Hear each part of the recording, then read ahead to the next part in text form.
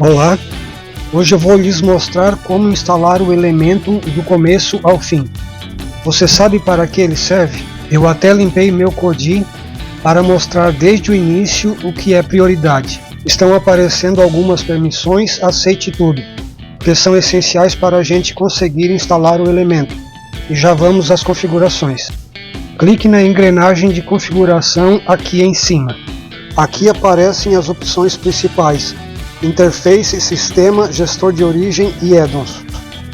Em Interface eu mudo o idioma para português e deixo no modo Expert. Isso é importante para aparecer tudo certinho. Agora vou em Sistemas. É aqui que eu ativo as fontes desconhecidas. Isso é obrigatório porque o Kodi não permite instalar addons externos sem essa autorização. Não tem segredo. É um passo de segurança, mas essencial para continuar.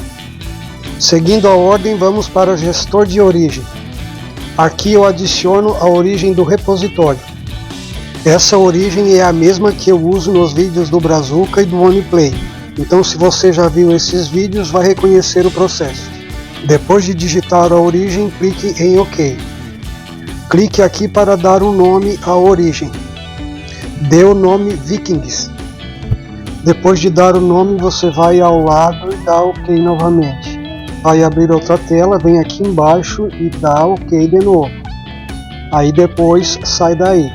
Volta lá para outra tela.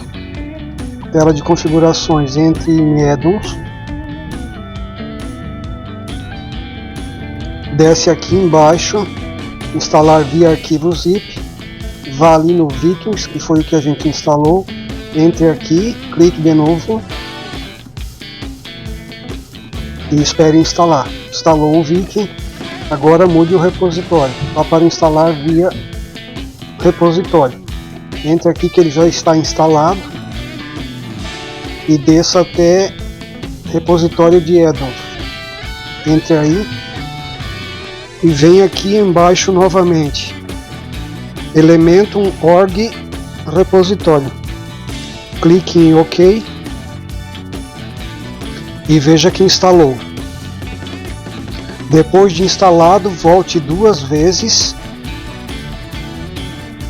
Aí ó, está no Viking, você muda para o que a gente acabou de instalar agora, o Elementor org repositório.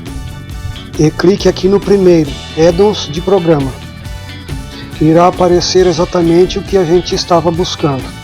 Para fazer a instalação, clique, dê OK novamente aí e aguarde a instalação.